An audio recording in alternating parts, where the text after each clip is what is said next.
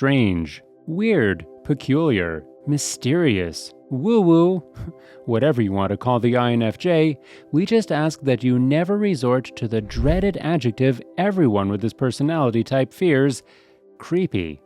There's no better way to say, I really don't know that INFJ, other than to write them off as creepy. Welcome, or welcome back, psychos. Before we get into it, we'd love it if you liked and subscribed to our channel, as well as to click the post notification bell so you never miss a video. Alright, let's get right into the video, starting with number 1. They want to understand people on a deep level. Let's start by saying INFJs don't just want to get to know people on a deep level, but they want to understand people on a deeper level than most are used to. They want to understand the deep-seated emotional, mental, and spiritual reasoning behind why people of all walks of life live the lives they live. And lucky for them, they have an incredible ability to do just that. INFJs can easily connect people's behaviors and tendencies back to their childhoods, past experiences, and relationships. Sometimes to the point of accidentally exposing others to valid causes for their current issues that they had no idea could be related. This can be seen as really interesting for some. On the other hand, some people find having their lives analyzed and dissected to such a degree rather intrusive and creepy. Number 2, they don't mind presenting out of the norm. In the world relying so heavily on visual presentation, style and appearance have a lot to do with the first impressions we place on new people we meet. Luckily, these judgments are only placed temporarily, and are rarely even realized once that new person has proved their personality. However, when it comes to the INFJ who happens to unfold themselves at a painfully slow pace, sometimes appearance is all people have to go by. And despite this introverted type's inner desire to fit into the concept of society to some degree, in the end, they always march to the beat of their own drum. Things like clothing style, hairdos, accessories, and even body modifications are no different. No matter the gender, some INFJs prefer to express themselves in ways that other people may find rather creepy. Now, we're not saying every person with this odd personality type is walking around looking like an early 2000s scene punk, but with such out-of-the-box thinking, an INFJ's looks can sometimes throw other people off. Number 3, they're not opposed to taboo careers and hobbies. Speaking of their individualistic nature and inner need to take the road less traveled, this eccentric type is not afraid to creep anyone out with the choices they make in life. With distinctive morals and usually a deeper cause, the INFJ may be driven to spend their time exploring things that others wouldn't dare to challenge. Things like taking up a career as a funeral director, researching about aliens, or practicing witchcraft come with a natural intriguing factor for this curious and philosophical type. They have curiosities and interests that other, rather conservative people may not know how to take.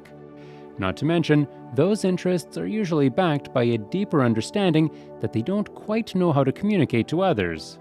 And so, with a rightful absence of explanation, people are free to do with that information what they will, usually resulting in their minds running wild. Number 4, they can have rather uninviting resting faces. If you're an INFJ yourself, you'd know that there's rarely a time where the INFJ type is not deep in thought. And despite their inner honesty and kind nature, this deep thinking usually presents itself as some pretty interesting faces and even body language on the outside. Whether they're caught deep in thought or observing something in detail, INFJs can become so consumed in their minds that they completely forget to care about what they may look like to other people. For example, if an INFJ is immersed in listening to someone speak about something they're actually quite interested in, they tend to either 1. Politely nod and smile, or 2. Subconsciously gaze at the speaker with crossed arms and a blank, expressionless stare as they fully absorb and dissect every concept being discussed. Speaking of blank stares, these resting faces become even more questionable when the notorious INFJ stare is involved. Which brings us to number 5. They prefer to observe from a distance. One weird and honest fact about the INFJ type is that to them, there is nothing more entertaining than to observe natural human interaction, especially when they don't have to be involved in it. Unfortunately, observing others can certainly come across as slightly creepy depending on the environment. Standing on the sidelines of parties, taking the back seat of group conversations, or watching the world go by through a coffee shop window, this observant type uses their introverted intuition and extroverted feeling in conjunction with one another to make sense of their surroundings. Yet, it doesn't always seem that innocent to others. Heck, even the act of preferring to not visually distract themselves in certain semi-awkward encounters, like being on public transit and busy waiting rooms, can have an INFJ coming off as slightly strange. On the fortunate side of these watchful habits, INFJs see it all. And we mean all. They'll be the first ones to notice a downed zipper, that accidental laughing snot rocket, and the unfortunate plumber's crack. They see everything from the kind gestures to the eyebrow-raising interactions of humanity that everyone is too busy to enjoy. And the best part of it all is that they rarely share this enjoyment with others. Number 6. They literally can't help but to eavesdrop. Rooted in the same involuntary observational habits, the INFJ sometimes can't help but to pick up on other people's conversations. In fact, sometimes they can end up being slightly annoyed by the fact that they are distracted from what they're doing or who they're actually talking to. This is mostly because not only do they accidentally overhear people's conversations, but their subconsciously furious and arguably nosy nature can make it difficult for them to not tune right in. Luckily, most times they're able to conceal the fact that they're basically backseating a stranger's conversation, but that's not always the case. And that's where the slight creepiness comes into play. We're talking the crossroads situations where the INFJ has overheard that someone needs help with something and they know the solution. For example, if this helpful to a fault type tunes into a conversation where two individuals begin debating about directions to a destination and the INFJ knows the proper way to go, they most likely won't be able to hold themselves back from interfering. Number 7. They remember the slightest of facts. Now, INFJs are no memory whiz. In fact, some people with this personality type claim to be rather forgetful of the minute and mundane details of life. But when they filed an important fact about someone or something away in their subconscious introverted intuition, there's no forgetting it. The interesting thing is that sometimes seemingly irrelevant facts about people are the ones that interest the INFJ the most. From admiring someone's middle name they saw written on the class roster to overhearing a coworker talk about a divorce.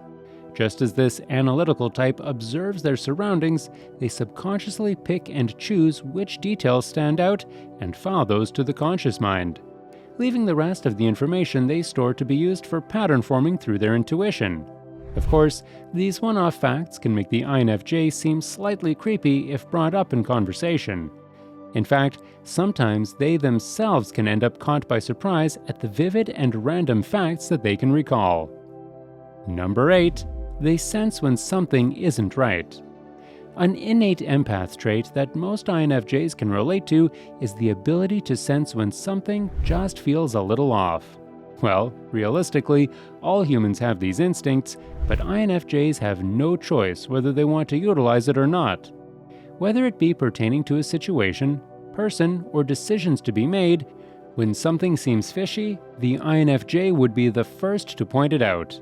When it comes to people, this empathetic type can instantly sense when someone is upset or uncomfortable before they make it apparent to others. They can easily sense when someone is feeling triggered, frustrated, misunderstood, talked over, and walked over with just a few minutes of being in someone's presence. However, the creepy component comes in when the INFJ tries to A. Convince others that something is wrong based on sheer intuition and gut feelings, and B. Later being proven correct. It can go from questioning what on earth that future-telling nonsense was to how the heck did they know that real fast. Well, psychos, that's it for today's video. So, have you ever been perceived as creepy as an INFJ? Tell us about it in the comments down below.